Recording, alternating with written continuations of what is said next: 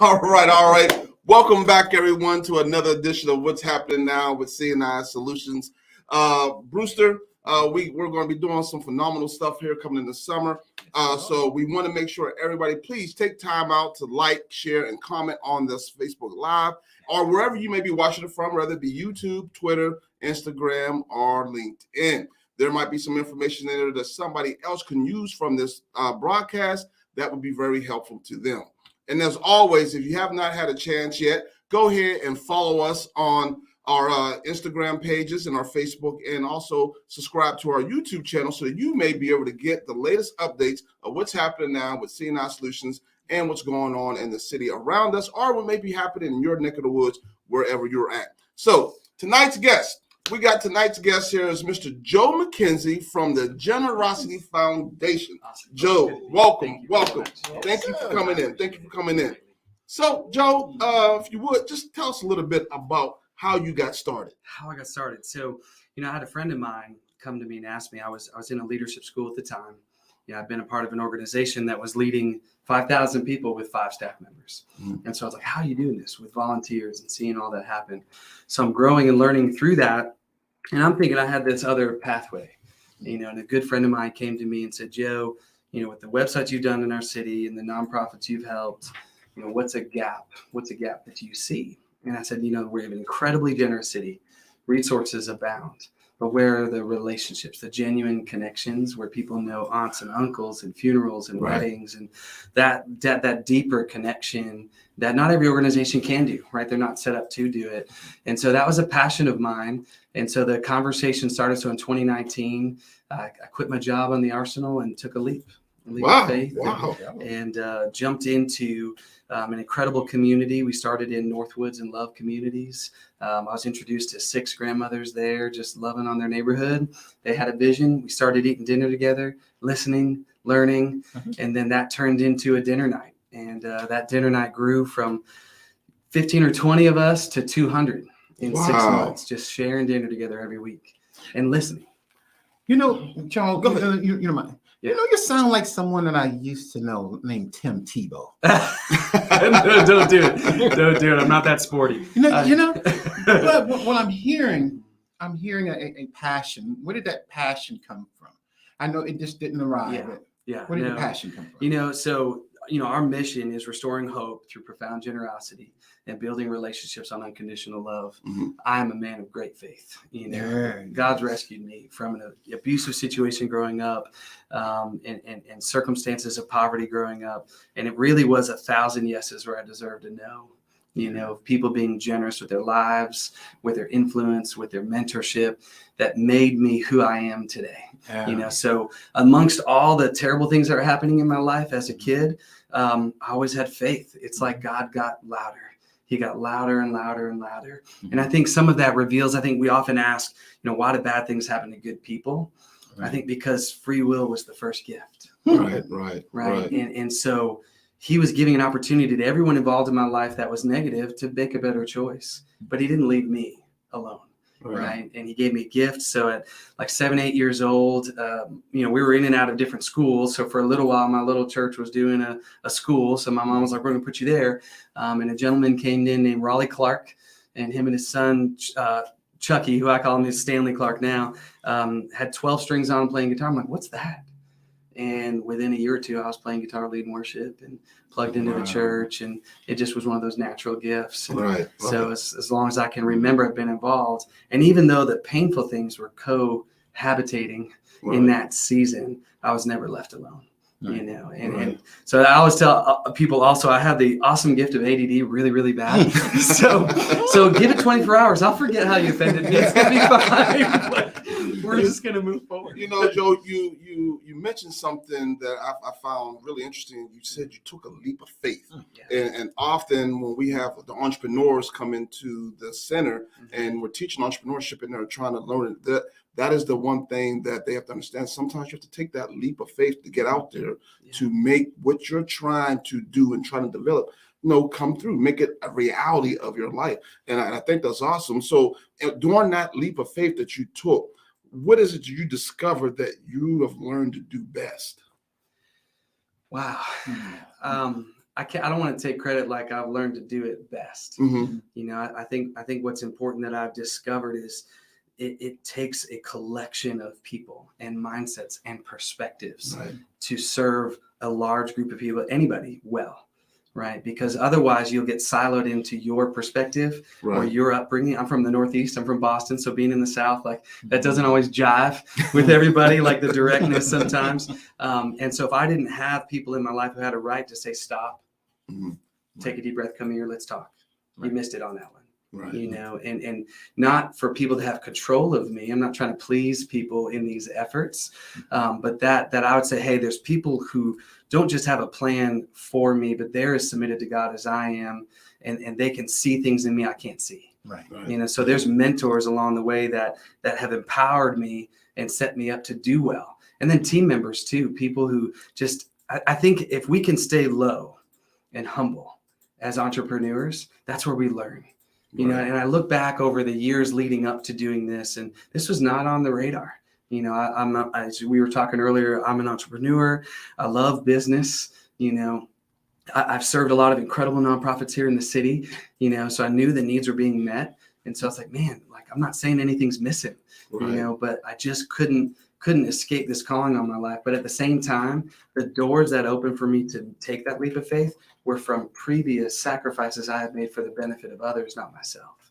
Wow. Right. The trust was built on different free services or nights I stayed up late for somebody, or I just felt in my gut it was the right thing to do to serve that individual in their business or their nonprofit, just do extra. Right. And I think oftentimes we do the extra for the payoff. If we just do the extra because the payoff is faithfulness, you never know what's going to come. Right. You never know where that next door is going to open because of those previous times of faithfulness. Right. You know, and one of my mentors came in my life and he was like, man, I've been watching you for like 4 or 5 years. I was like, whoa, you know, like if I hadn't been living my life to serve others, what could this individual staying back humbly, just watching, waiting for the Lord to lead them, you know, have seen? You know, and they saw good, bad, other. There's all kinds of experiences in there.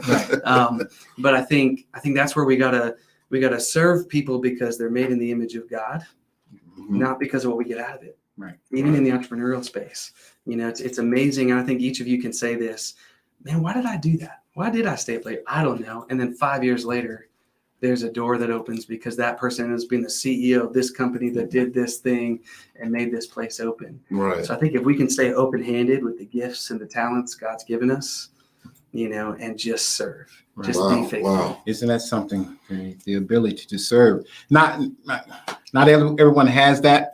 This pad comes as a result of this thing. You put an acronym out there, something like ADD. Yeah. Right. And if you see me doing this, that's yeah. I'm that way. I will say that. So hypothetically, I don't know who you are, what your organization does, and I walk in your door.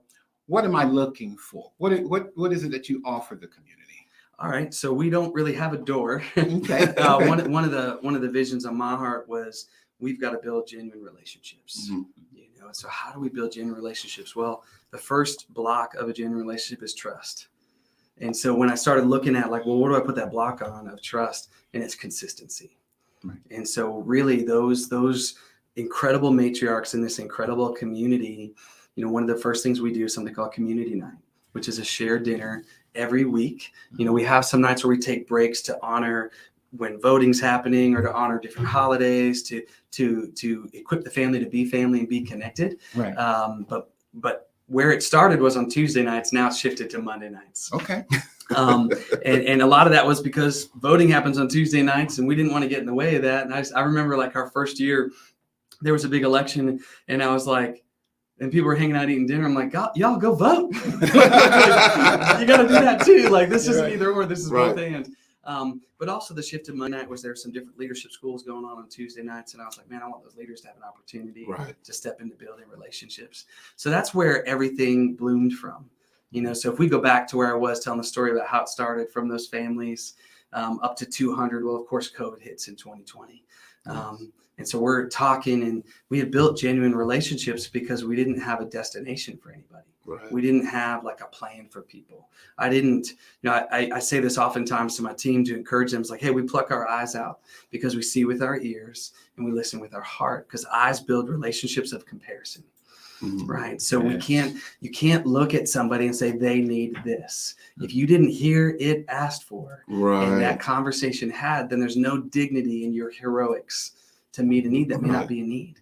And it may be a deficit that you see that you feel like is a deficit. But until that family expresses it as a deficit, those dinner nights, right, we started meeting felt needs and finding needs in different communities. And sometimes there's so many great organizations in our city. So a lot of our volunteers just started boots on the ground, calling 211, literally listening through all the dialogues, calling that service, listening through their numbers. We're even still trying to make cheat sheets so we can help people fight that hopelessness of I'm not going to call. Right. It's like, no, you're going to get Susan. You're going to call this number. You're going to press option 6, option 5, option 1, Right. and Susan's going to answer the phone, and she's going to love you. It's going to work out. That is awesome. And so from the dinner nights, 2020 really created a lot of creativity between us and the Northwoods Residents Council. Miss D is doing an incredible job serving her community. The Northwoods Outreach nonprofit that's there, they're doing an incredible job serving their community. Regina at the community center. So I think when we listen and don't try to bring something in, we kind of join the community and listen to what's already happening. It started informing us to where we realized we've got to stay connected. Yeah. And so a buddy of mine, Latif, who runs a DJ company here in town, I was like, hey man, can I put you in the back of a box truck? And can we, like an ice cream truck, just slow roll the community? We got to stay connected. Like, we have these genuine connections. They know who we are. But I don't want to lose touch in 2020. So we gloves, masks, all the safety precautions. Y'all hooked us up with hand sanitizer. I mean, man, we did plastic glove delivery, face mask delivery. Like, we were just going door to door. Well, what we realized was even those 200 who were coming, because of a lifetime of scarcity that I grew up in too. And I think that's why I saw this for what it was. There wasn't the collaborative sharing with their neighbors to come. Right. And I think the idea of neighborhood has really shifted. It has over the last decade. Please. Yeah, no. And so I think I'm in my 40s. And so when we look back, I think we have an unrealistic expectation of what neighborhoods have become because we remember what they were to get us out of hard times, the way auntie would help us, or grandma. Some of that has stopped as we've gotten very me focused. And so even in wealth or poverty, that collaborative living's not there. And so I think the mindset was, hey, they're not going to bring more food. And it was crazy. Trust me, fitting 500 pizzas in a Chevy Malibu, like trying to figure that out. But I felt like as we led with generosity met us there. Right. And so we very quickly were doing 1,100 meals, door to door, building relationships, finding people in real need situations, that we were like, whoa, we didn't know. And it was great because people like Kermit Elliott at Catholic Center of Concern, she is a saint and just a warrior for the community and opening up doors to opportunities. She was teaching me, Bobby Bradley, who started Village of Promise right there in Northwoods. She was teaching me, pouring into me, opening doors. Pat Wynn at Boys and Girls Club right there in Northwoods, teaching me, opening doors, creating opportunity. And so collaboratively, we start slow rolling the community on Saturdays. I'm just like, man, how do we get community night back? Right. So I remember, you guys are gonna laugh at this, and I tell long stories, so cut me short wherever you need to. But man, so I'm like, okay, we need to take the mobile block party and we need to take it through the community at night. Man, well, halfway through Love Subdivision, which is back over there, someone came out and said, Joe, I love you, but it's 7:00 at night and you're blasting that music. What are you doing? And I was like, oh no, like I didn't even think about it, and it got dark. And so we pulled into the parking lot and I was so distraught because I was like, man, I want community night back.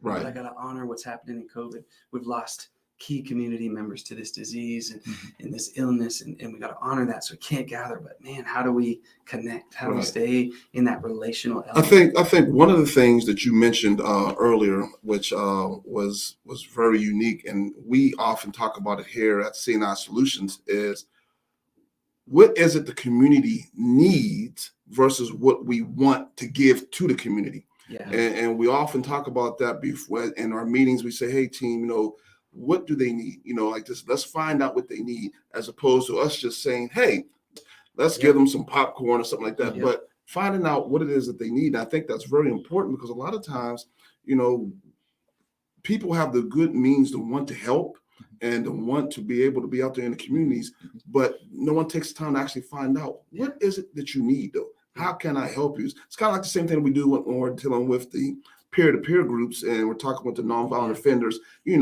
We're so quick to say what we think they need, as opposed to asking them, what do you need? How can we help you? Yeah. What is it that we need to do to be able to help you? So I think that's really interesting. Is there more space in the community for that? Finding out the needs of the one thing I inhabitants of the changed, I community? told people when I was a kid, if you guys rolled up on me and asked, hey man, what do you need? I would hit you up based on how you were dressed for a certain amount of money. Right. Right. Because happiness was what I was told is what I needed by society, by marketing, by advertising. Yes. Now the word was teaching me about joy, but I didn't have a comprehension of that. It was the people who walked up and asked, how are you doing? That really got to the fact that I needed a dad. I needed someone just to listen. Right. I needed someone that I could feel safe crying with or venting with. I needed somebody who was going to say, hey, come work for me this Saturday. I don't know who you are, but I'm going to give you a shot. And so that was one of the things through the pandemic that I was like, guys, stop asking what do you need. It's a transactional question. Right. How do we ask, how are you doing genuinely? Because then we'll discover the true need. So we saw one of the things we saw was like a lot of apples being thrown away. Right. There was a lot of food generosity during 2020. And I sat down with one of my friends in the community and he was like, Joe, most of us don't have any teeth because of diabetes and lack of access to dental health. And the free dental clinic opportunities that we have, thank God, the most thing they can do is pull teeth to get the pain away. Right. So we got a bunch of people with mouths and with no teeth in them. And so I had people beating me up for the fried chicken and the pizza and the things that we enjoy, eating because it wasn't healthy. And I was like, man, but there's no teeth. Bring applesauce. Don't bring apples. Right. Right. And bring can openers with those cans. Don't assume someone's got a can opener. They may not. Right. And so how do we listen and find those things? I love the question of how are you doing? It's a disarming question. You and I have talked about this a lot. I think by no fault of anyone, right? We wanted to help the person who was in the most need.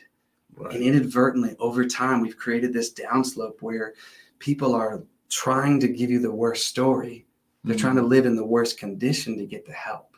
And so we've created a downslope for people inadvertently in that desire to help.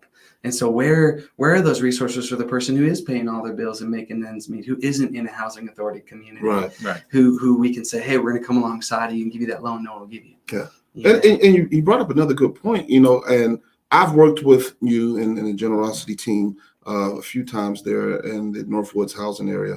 And the general consensus is when I speak to people outside of Northwoods, they ask like, well, I don't live in Northwoods. So I can't get that help or that support that they are giving to them over there.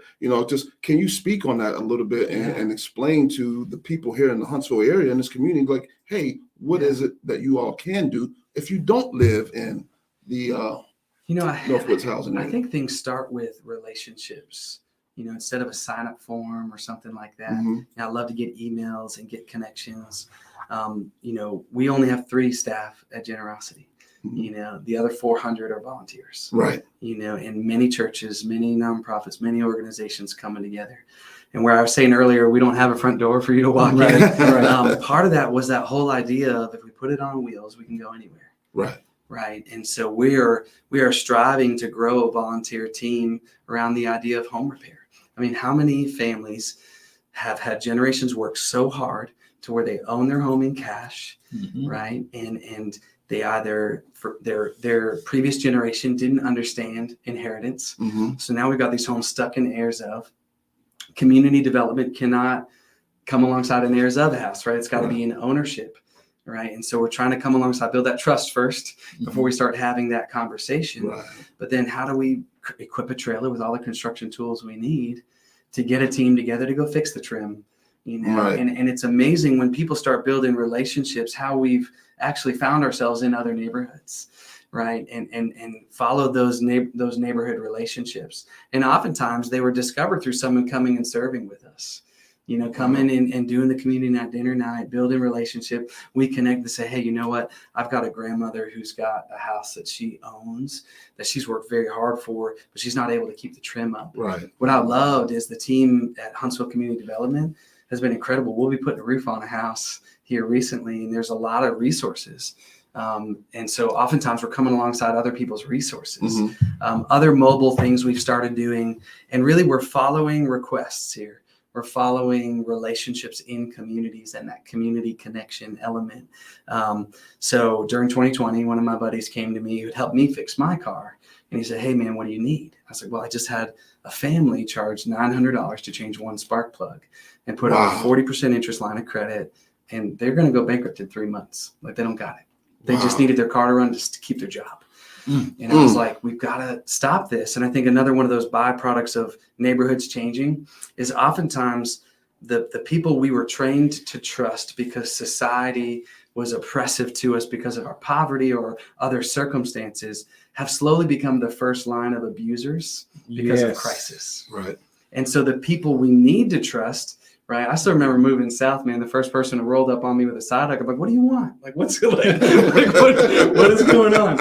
And so the people we need to trust, man, everything in our head is going off with all the wisdom from our grandparents or our parents saying, don't trust, don't trust, don't trust. Right. So how do we build a bridge to those good operators relationally? So I told this guy, I said, hey, I just want you to run diagnostics. We'll get you the tools.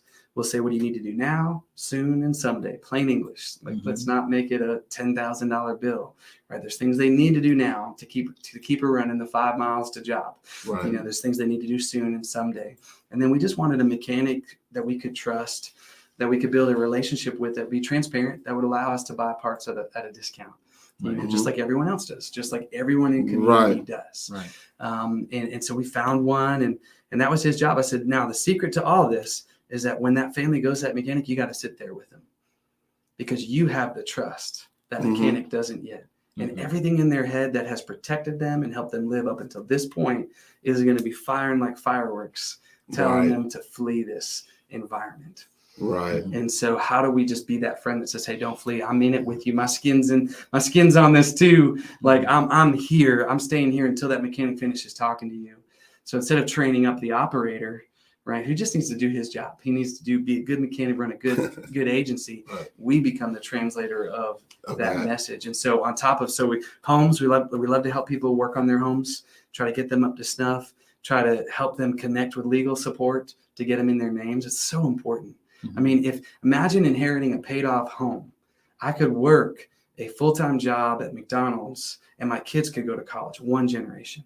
Right. One generation, having that secure living situation locked in. I don't have to have this big job to keep that house. Now, let me ask you this. Before I get to that one question, Brewster, I don't know if I've ever told you this, but one day I was doing an event in Northwoods. I think I was handing out the water pitcher filters and some hand sanitizers one time. And I actually saw Joe and his team and the mechanics out there. It was something to behold, to watch and see how many people were out there working on vehicles and able to assist the number of residents who had vehicles that needed some type of form of work on. It was phenomenal. I was like, wow, this is awesome. Yeah. This is truly, truly awesome. It's a great experience to see that. I was just amazed by that. Did you pull in also? No, I didn't pull in. I should have, though. I should have. I can do computers, but don't ask me about cars. So you mentioned that I work on trying to help families who inherit a home to be able to get that legally put into their name and take care of the things they need to take care of. Would that same hold true if it was like land? What if someone inherit land? I would love to help connect people and overcome, like we all have different experiences with the law, right? With legal representation. We all have different experiences. And so oftentimes it's trust that keeps us back from doing the right things that actually creates wealth and legacy for our families. Right. And so how can we be a bridge of help? So in that gap filling spirit of generosity, right? Being profoundly generous, I've just been trying to hit the ground, finding people who will answer the phone in a positive way, because someone's usually in a crisis situation, right? So you guys have probably seen that situation where they just hang up, and it's like, because someone answered the phone wrong, and I think when people are in crisis, like my family was in different seasons, man, everything feels like a no. Right. You know, even the yes feels like a no. I remember during 2020, so the Shonda Crutcher, another incredible mentor, the Legacy Center and their whole team, and Morgan St. Jones, who's the director over there now, just doing an incredible work. Well, they figured out how to get the FDA to get all these thousands of boxes of food and then work through 80 ministries and Right. nonprofits to get them out to the people. You know, and so really learning from them and listening to them, how they're building those genuine relationships. We ended up partnering with Ms. D and the Northwoods Residents Council and doing this food drive. Well, one of these guys came by that I knew, and one of the kids that I love jumps out in the road to stop him, which wasn't advised, but he did, and he pulled in, and he said, Joe, I saw all this. I saw the shirts. I know that you love me, but I just didn't think it was for me. And I haven't had a meal in a week. Wow. And I think we forget sometimes that hopelessness kind of changes our skew. And I remember my mom doing that too. Like, I just remember growing up believing I would never win anything, ever.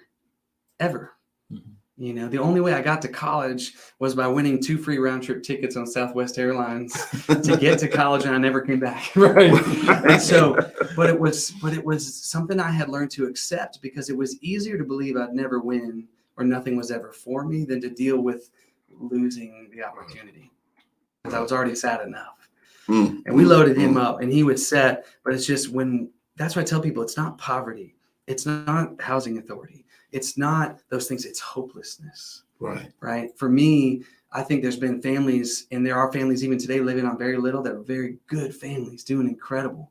And when we try to attack the problem from a wealth standpoint, it's an accusation on the families that are doing great. But poverty of spirit is the problem. When someone can drive by a food box giveaway, enormously generous because of what the Legacy Center did, and say, I guess that's not for me. That's a level of hopelessness that we just have to get boots on the ground. Yes. You know, and connect. And so Car Guys, well, it transformed. You know, this gentleman, Joel Banier, a good friend of mine, started a small group at a church. And little did we know there was a bunch of dudes hurting that didn't have a place at church. They didn't see themselves in the Sunday morning experience. And so now he's got this huge small group. And then in a week, I'm like driving out Northwoods playing ball with some of the kids. I'm seeing all these guys under cars. And I was like, I just did diagnostics. What is going on? And it's matured, and it's just beautiful. The community's buying their own parts. We're doing education on how to use Rock Auto and all these discount retailers, like just trying to empower people to take care of their own transportation, but doing it together. Right. And then some of the families who, and by the way, this all takes place. We kind of co-opted a local church's first Saturday serve, because so that bedrock, right? Remember, trust was the foundation. The bedrock was consistency. And so if you can get a rhythm, like for us, Monday nights, building community, first Saturday of every month, building community, it helps you connect with good-hearted people that want to serve too, that don't know where to start, because they can just set their calendars on it. I'm going to set my calendar on it and just be there every first Saturday. And so that's where Car Guys started to really bloom. And then they blew me away by going to Southeastern Salvage and going to, what's that place up right across from Drake State? It's an incredible discount warehouse. I know what you're talking about. I can't I wish I could remember the name of it. So they show up with all these jacks, these piston-oriented lifts, right? So now they're doing 10, 11 cars. Right. And they connect with the neighborhood, and they do it with the neighbors. And then the neighbors who didn't feel able to get into and onto their cars, they started cooking with us. So now we've got the Buffalo Grill, cooking breakfast in the morning, hanging out, eating food. And then we have a block party in the afternoon. That was born out of, we were doing this community night. And I remember closing community night down once, and me and my friend JT were playing basketball. And this gentleman walked up, just getting off work, just getting off the bus from the engine plant. And he's like, what is this? What's going on? I work every Tuesday night. I work every Monday night. And so that's kind of where the block party was born, was like, hey man, you got Saturdays off? Sweet. We're going to do another community gathering around a meal. Now Miss D's calling bingo. So we got bingo going. My buddy Latif's doing DJ music. And that event is a very open event that you've come to be a part of at times, where it's like, hey, anyone can come and say, I got hope. I got hope in spades. Let's connect. Let's connect. Let's have that conversation. And so we've got the Hubs Co-op coming, helping kids fix their bikes and work on their bicycles, and parents fix their bikes. Right. And we've got basketball and games going. And the whole idea is if we can remove the shame associated with asking for help, Right. and reconnect with, hey, help in a neighborhood was always neighbors being neighbors. I say this often, if I could get rid of one word in the dictionary in my lifetime, it'd be the word outreach. Because that implies that there's people on the outside and people on the inside. There's not. There's just people, right? And there's a person some of us are representing who saved our lives with his unconditional love. Right. But there's no one outside that. Right. There's just people who've never seen it in action. Right. And so for me, I say if we can get rid of that word and restore truly being a neighbor, then I can be living in housing authority on rent assistance and still help my neighbor. Yeah, right. If I know how to make a good loaf of bread, I can get my neighbor to bring over her flour and her sugar, and we can just bake 30 loaves together.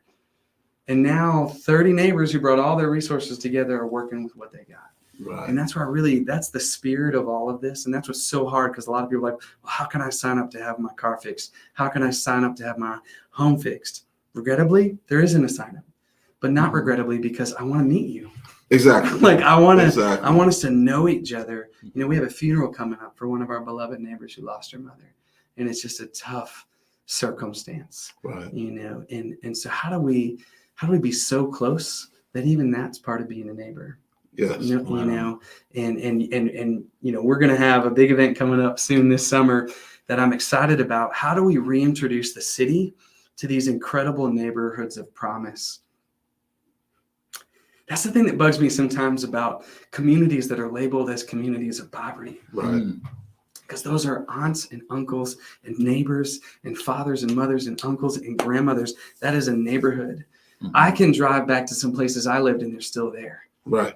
Right. Many people who grew up in poverty, their neighborhood's been scraped. It's gone. Yeah. You're right. And so how do we not say everyone's got to get out of here? What if someone's best life is living a life of dignity and thriving and being helpful, finishing their life right there? That's it. Right? Finishing their life right there until none of us are needed. No nonprofits are needed. Right? When someone lands in pieces in a community of crisis, that there's 7 families, neighbors on the porch saying, welcome. We're glad you're here. We got to welcome out. Here's some cleaning supplies. Yes. Hey, this is who you need to know. Not here's the service provider. Here's Susan. Here's Jamia, who's going to take your call at the housing authority office and is going to believe in you. Right. Right. And that's where, like you said, very quickly we can drive around and we can say, I see a problem. I'm going to fix it. And all of a sudden that's prescriptive help. It's a judgment. It's an accusation. People kind of get their walls up and it's like, I'll take your food, but I don't want you. Right. Right. And so for years, that still happens to everybody. Yeah. But for me, I'm like, you know what? We're not going to be mad at training that kept someone alive while I was doing nothing. Exactly. But taking care of me. Exactly. Right. And so I'm not also going to be mad at people we bring in and their training they've received. Societal training, right? I've got funny rules. Joe, you hit a lot of good points. Yeah. And viewers, for anyone who's out there, if you happen to have a question for Joe or us here at the site, please put it in the chat. I'm sure our producer will get it to you. And she's on it, working it right now. And we try to answer as many questions as you can. I know, Bruce, I see you writing down on your tablet and you just been going and going and going. I see you full of some questions. Go ahead and let some of those roll. Well, viewers, Joe. Yeah. I'm going to take a brief pause. 2001. Okay. So I hear what I wrote down what I felt like were like keywords. I think that are very, very powerful. There are some that are out there. They're wondering, what is it that you can do? Yeah. Right. What is it that you can do to with your free will to create a better tomorrow? Yeah. There has been a shift that has happened in communities all around the world. Yeah, all wealth levels. Yeah, absolutely. Yeah. But with that, change starts within us. Yeah. With our willingness. And some of the words that I wrote down here, while listening, I was thinking, wow, through your faith and the free will that was given to you, you took the pathways that are written, i.e. the word, to develop relationships Yeah. through the promise, shifting communities through collaboration, Yeah. Yeah. seeing, listening, Mhm. and interceding with consistency. Yeah. You're that intercession, just like you said, this gentleman that stayed there with that family until their car. They were interceding for the people who needed their car. Yeah. Creating that moment of intercession, which that's building that trust, which is rebuilding our communities to what we once knew them as. Yeah. Yeah. So that's just what it came to me over that listening to everything that you're saying, putting Right. those words together. And if I could finish answering your question, Yeah. just to, because I get very wordy and I love to tell the stories, right? But so yeah, mobile trailer to fix homes, mobile trailer to fix cars, mobile trailer to mow lawns. We've loved mowing lawns and connecting with seniors who can't take care of their lawns, because we all need our lawns. Right. And this is what I tell everybody: it's not about the food. It's not about the lawns. It's not about the homes. It's really not about the cars, right? We're setting a table of common need that all people of all levels of society share in common. Right. And when we set a table, we get to build a relationship over that table. Right. You know, and then we discover where someone maybe, man, I'm wrestling with depression. You know, and I don't know who to talk to. Right. You know, and man, I've got a long lost child I want to find, you know, and how do we meet that, right? How do we see that change? My dream someday is to go out of business, to not be needed. Not being needed. Will I always be playing hoops in Northwoods and all over the city terribly? I only get to play the first game because then they see how bad I am, and then I sit the bench and I cheer. But I think when we lift communities up and let them get the win, you know, I mean, you and I laugh about, man, I didn't even know you're doing all this, Joe. All of that's on purpose. I want the testimony to be theirs, not mine. Right. And I think that's the beauty of interceding. Yes. Right. When you intercede with somebody, the win's theirs, because you didn't hero, you didn't rescue, you didn't do it for them. Right. They're going to turn around and go, man, I made it. Yes, you did. Yeah. Come on. I'm out. Right. Right. And so my dream always was, when this started, you know, I was looking at, you know, Alabama Possible does a lot of incredible numbers and resource gathering out of Birmingham, Montgomery, I think is where she's based. And I saw that, you know, in 2016, there were 60,000 people living in District 1 below the national average poverty line. And so I just saw it in my head. I was like, all I need is 60,000 people not living in daily crisis to have 30 minutes a week to be a genuine friend. Right. Because that's what my family needed, was someone to say, that bill's not saying your power's getting shut off. It's just a warning. You got time. You know, hey, that cease and desist order is not a warrant out for your arrest. You don't got to hide in your home and miss your job. Let's go down to the courthouse and take care of it together. Right. But when we're in fight or flight, when the brain is in fight or flight mode, the first part of the brain that shuts off is memory. And I remember this, my wife and kids and I, my wife and kids are with me. So my 6-year-old and 8-year-old, since they were 4 and 2, have been coming out on community nights every time. Right. Because it's got to be all of us. Right. This isn't a mission or an effort. Right. This is just neighbors being neighbors around dinner, you know. And I remember us walking every single house and apartment with a flyer a week before we were going to do a block party. And that block party got rained out, so none of y'all missed it. So don't take this the wrong way. But it hit me all of a sudden. We were setting up the block party and no one came. Now it got torrentially destroyed by rain, but it taught me a lesson. Wow, the crisis is so thick. The constancy of emergency is so constant that a week's notice is too long. Without intimate connection and relationship, where you're calling each other and having that touch point with people, it was too long. There was enough emergencies between when I hung out on the front door with my wife and my kids, laughing, hugging, celebrating life, and when that block party was to remember to be there. Right. And so that's where that consistency piece, if I left everybody with one thing, I think that's one of the things we've all done poorly in the nonprofit space for years, is nonprofiting is just a tax status, not a business model. That's it. So nonprofiting is actually the ultimate entrepreneur. So that means we hustle harder, we work longer, we push harder, we stay up later, we follow through, rain, snow, sleet, or shine. Yes, But I sir. find oftentimes in the nonprofit space, it becomes our generous action. So if we have time and the weather's good, we'll be there. Right. And it's like, you know, I've had people come in and go, man, I'll give you a discount on this air conditioner for this house. That air conditioner is still sitting on the floor a year later. Mm. I don't want a discount. I want your best. I want your excellence and your follow through. And so that's like the one word that I want to encourage everybody with is consistency. You and I talked about it today. If all you got is a sedan and a folding table and a banner and 2 pies, do that every week. Do that every week. Every week. And eventually the training of hustling, right, that's helped people survive without these helps, right, that's going to come like that because that's how people have had to survive in our busyness. That'll wash away over time. And then the first time you're not there, you're going to get 20 phone calls, not for the pie, for you. Oh, You know what I'm right, saying? right. And so how do we survive that season? Right. I remember this one young man for months and months and months. We were laughing about it today. My name was White Trash.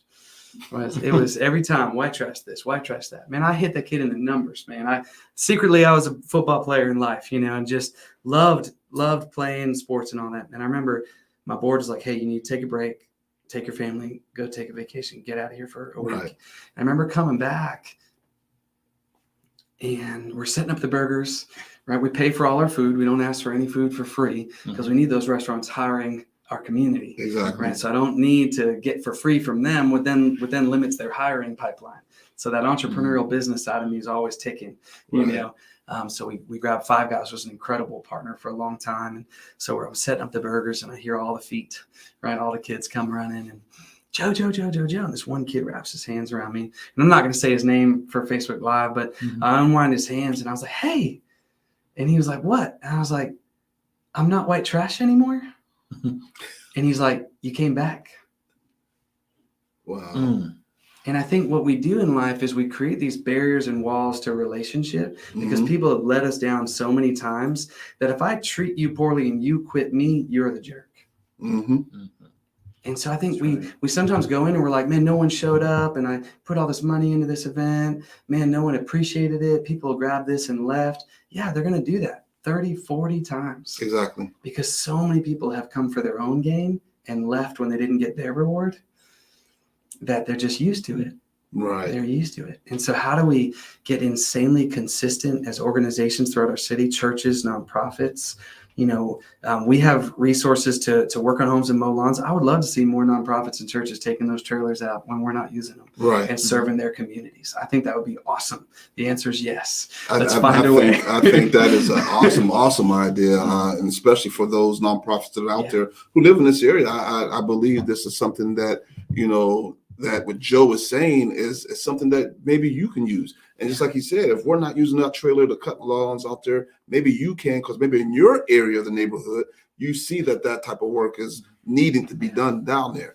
I think, you know, when Joe, when you're talking about building relationships, that is very important. And I know Brewster, he often talks about building relationships with the community and building relationships, even with our entrepreneurs, so they have a better understanding of what it's going to take for them to go ahead and be successful, you know. Absolutely. I tell you what, I try to remember, before I came in today, I said, you know, what separates us? What makes us different?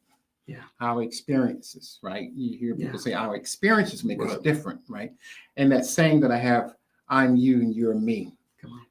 You know, our experiences, that's the only thing. It doesn't make you, you know, you poor or me rich. It's, hey, we're the same when it really comes down to it. Yeah. And so that's the thing that I feel passionately about. I listen. I'm taking some inventory of myself, you know, and the efforts that I'm putting out there, because I think it's super important to build for it. Yeah. What is a legacy? Right. You know, and it's a common word that we hear and we use. You know, what do you want your legacy to be? Yeah. You know, I tell my kids, I say, you know what, be a great neighbor. Yeah. You know, I don't care if you're rich beyond means or anything like that. Just be a good neighbor. Yeah. If I can trust you when I walk out the door, that spirit of trust, and you're consistent with this love that you, hey, good morning, how are you? Yeah. Right. You know, what's one of these things that I do with my youngest son. He's seen at St. Jude. Okay. Right. So at St. Jude, whenever I call them, I try to leave a memorable message. So as soon as I walked in their office yesterday, they said, Mr. Formby, they know me by my messages. Yeah. They say they just get a laugh, the last message. They all gather around and listen to my message, and they laugh. It makes their day. So I say to anyone, no matter what you're doing, if you're building this mountain of what you consider greatness, built off of this tangible, intangible cash flow that you think is going to create this level of happiness beyond anything that you can imagine, but it's nothing like the peace. Yeah, we've got Yeah. two volunteers with cancer, Mm. no answer, serving.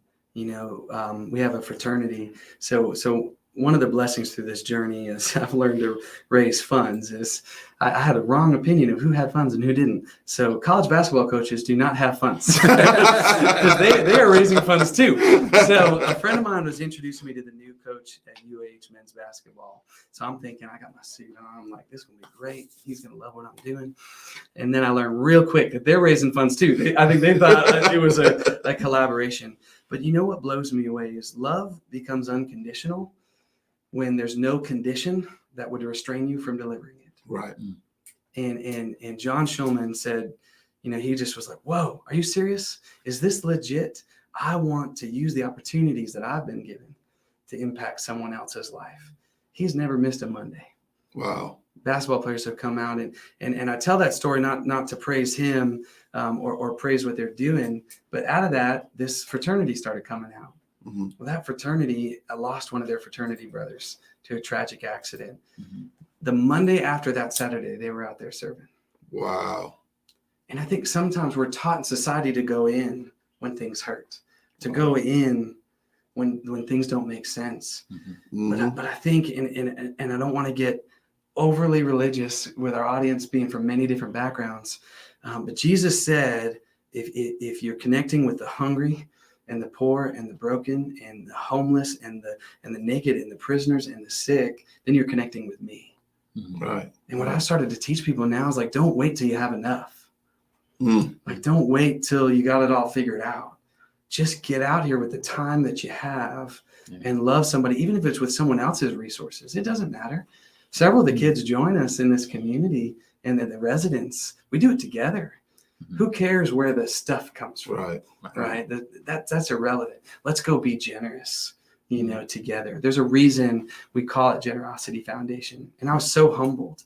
Like, everything I'm saying, please hear that I'm first in line in repentance for not having done it before. First in line. I'm first guilty, first charged, first found wanting, being selfish in my career, in my seasons of life. We called it Generosity Foundation because I was flipping through the dictionary and I had read this incredible book on the genius of being generous. And I looked up the definition and I was like, oh no, like when nobody's doing this. And so the definition of generosity is giving with no expectation of return. No expectation of return. That's exactly right. And so I was like, wow, all the fundraising for nonprofits has really turned into a human stock market. So I've got all these nonprofits behind desks, not with people, generating these slides and charts and numbers and evidence of their work so someone can invest their money to get a return on their money. Right. But true generosity says, hey, I believe in you. I heard you. Go do it. And just tell me the stories. Like, I told this one friend of mine, I said, man, when you kick a tree, $1,000 falls out. When I kick a tree, I stub my toe. So please go keep doing what you're doing, but I'm going to come tell you the stories and connect with you and share with you what's happening in these lives. But I think I see a lot of people stuck on go. I think the pandemic showed a lot of people that we always had the time. You know, I try to teach a lot of people, hey, the pandemic didn't create as many problems as you think. It just opened your eyes to see as many problems that were already here. You know, the traps that were already here, that we were all so busy with this life. Yes. You know, so it's like I tell a lot of people, it's like an hour and a half a week. I promise you, you got it. Even the entrepreneurs, you got it somewhere. Right. And when you put it on your calendar, right? We all say that in the business world, if it's on my calendar, it's going to happen. Exactly. Right. And then it changes your life when that's part of your life all the time. You become more grateful. Right. You become more connected. You know, we've seen in our own serve teams, marriages come back together. Kids come back home, you know, because perspective was given for that patience to grow and blossom, to have that better conversation. And though that wasn't the goal of loving people unconditionally, man, what a cool byproduct of being less selfish and being more connected to others. And there's still plenty of people who get confused sometimes when they connect with us, right? They want that bill paid right now, right? They want that rent paid right now. Right. And I just invite people to, we can all get on 211. United Way's done a great job pooling resources. We can all educate ourselves. So when we get in that conversation, we can lead with yes. Hey, yeah, I had a young man, right? So he's going to get over here eventually once he finishes high school, selling soaps, doing an incredible job, hand-making soaps. Incredible entrepreneur. He's an entrepreneur it's in him, right? He's going to be coming here. But it's like, it's so great for me to be, oh man, you got to meet my friend Charles. Right. And so I think that's another thing. If you don't have the resources, go around. Any nonprofit's going to thank you for this. Ask them for 5 to 10 minutes to teach you about what they do in a way that makes sense to you and makes sense to your neighborhood. And then you take it and go introduce people to those points of hope. Right. You know, and so we do that a lot, you know, and sometimes we get the people like, oh, I tried them, you know, and it's like, man, but I know them personally. So I'm about to call them just to make sure that training isn't putting you in a hole. That societal training or circumstantial training, you know, is not putting you in a place that you're going to be in this place again and again and again. Exactly. But when we genuinely know somebody, you know, then there's love in that, right? I've got one friend of mine in the community. I was like, will you stop hustling me? We are friends. Like, we are best friends. I come over your house for ribs. You check on my kids. But it's like, for a season, we had a season of our life where we had to debase or degrade ourselves to get help because people weren't there. And that's that big rock vision, right? Is if we can get thousands and thousands of people leading with yes, you know, not overreaching. I'm not saying bring everyone into your home and sleep on your floor. You know, I got littles. I'm not in that phase of my life where I can have random people sleeping on my floor. There are other people who have a great gift for that, you know, but if it's not one to many, it's one to one. Right. And so if we can get thousands and thousands and thousands of people moving in a rhythm, that's why I love First Saturday, is it's a great starting point. You know, awesome. People may have the wrong opinions. Like, I love when people just come and hang out. Here's another big rule for everything serve. If you don't eat what you're serving, it's charity. Jesus didn't do charity. Imagine that.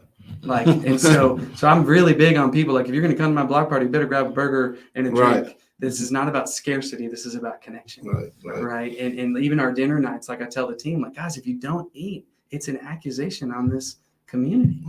And so it's important to share. So real quick, you know, I know we're running a little bit over our time, but that's fine.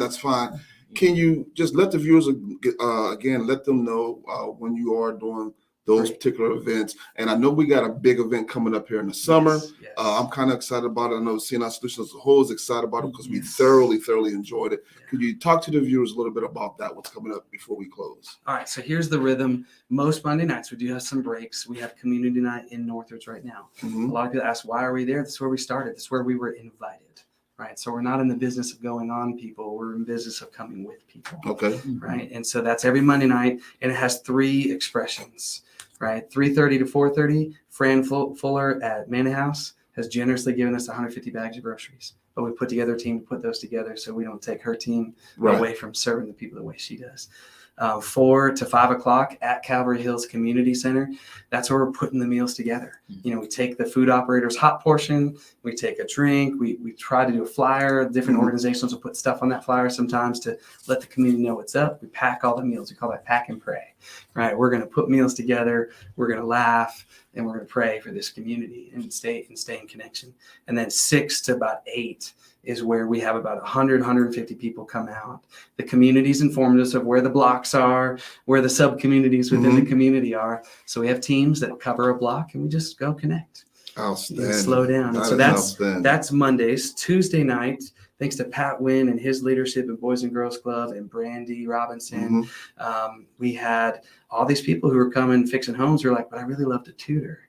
So we have this thing called Homework Helps. We got about 30 kids plugged into that, 15 people helping with homework. So it's almost 1-to-1. Right. And it's kindergarten to high school. And we didn't want to call it tutoring because I don't want people to only come if they're getting C's. Like, just come work on your homework here in your community. Like, get that help you may need. We're working on empowering others who have other visions to see a Wednesday night thing and a Thursday night thing and a Friday night thing. Right. Now, once a month, first Saturday, we call it Saturday Serve. We will do things all over the city. We just start from Northwoods because it's a good rallying point. Right. And so April 2nd is the next one coming up.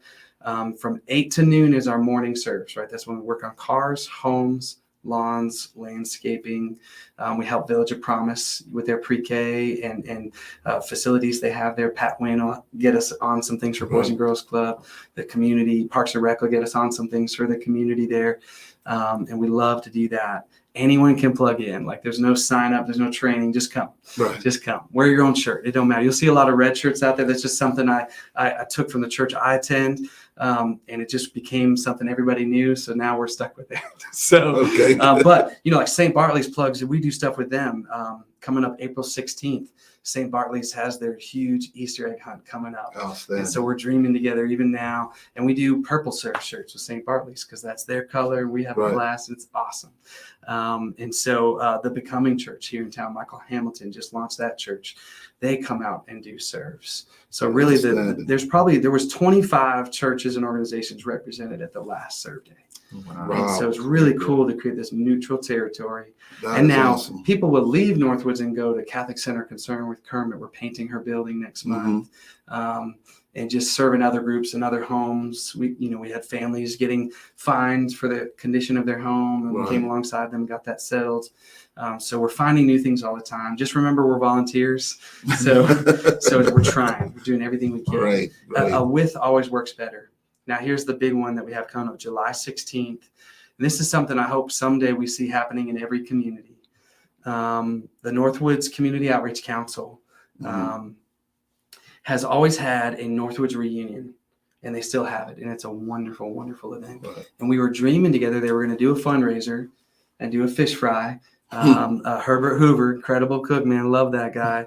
And so I said, hey, what if we did the fish fry together? And we did a fair that invited the city to Northwoods, not a fair for Northwoods, but a fair that said, hey, come see how incredible a community this is.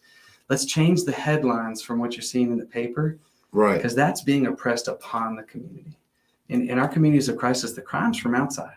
It's from Chattanooga, it's from Birmingham, it's from Nashville. If we really read the headlines and do our homework, it's not in that community we've now labeled as, oh, that's unsafe to go there. Right. The neighborhoods are wonderful. And so we came up with this idea together, and the Northwoods Outreach Council led it. They're incredible. The Northwoods Family Fair. So July 16th, 2022, we're going to have the Northwoods Family Fair. We've already reserved the Ferris wheel. So we're stepping it up.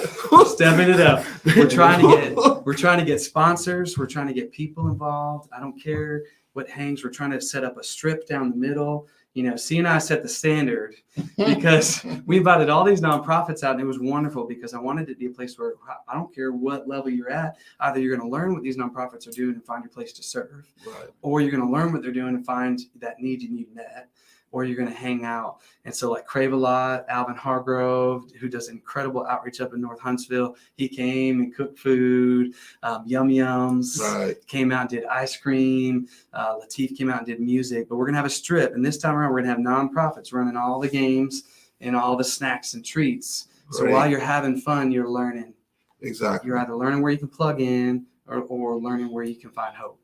And we're going to work with the North Huntsville Riders again and get horses out there. Like, I really want it to be this incredible fair. There's a huge piece of property there. It's a really unique community in that respect that few communities have, like a Stoner Park, Mhm. right? In that area, you got this huge park right in the middle of the community. So down in our in the Huntsville city center, you've got this huge, all these baseball fields, football fields.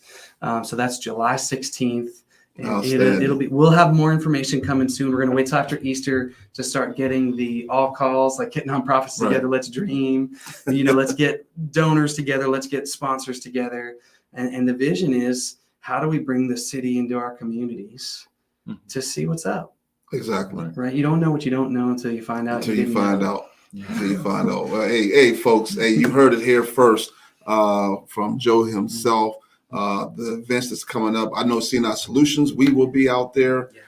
We will be working with him out there. We enjoyed it last year. We had a great time. The whole team had a great time, and hopefully we can get more of you all to come out and see exactly what is happening there. And during that time, that fair, because I know I'm gonna try to get on that Ferris wheel. I'm gonna try to get on that Ferris wheel myself. So that is awesome. Brewster, you have any closing remarks? Yes, I will not be getting on that Ferris wheel.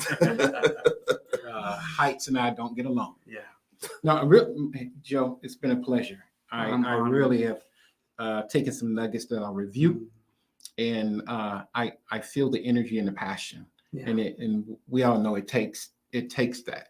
It takes a continuous renewing, Right? A renewing that of the spirit in that desire and that will to serve. Yeah. And we all have more to learn. Yes. Right. Yes. So if you're doing something in any of these areas I've said, like, come teach me what's up. Exactly. I want to learn where these deep connections are, and together, I think we're going to see hope restored. Absolutely. Exactly. Awesome. Exactly. Okay. Team, everyone out there, we do appreciate you all for tuning in and viewing. And I know our producer put a lot of the information in the chat for you. There should have been some contact information in there for Joe as well, and his organization, email addresses, and so forth. So if you have any questions that you didn't get a chance to ask tonight, please send him an email, give him a phone call. He'd be more than happy to help you with any type of question that you have. I want to send a special thanks and out there to all of our service members out there in the armed forces who's out there doing what you do. We appreciate everything that you do. Please don't think that you're ever forgotten, because you are not. Special thanks to one Charles Fry II for his transitioning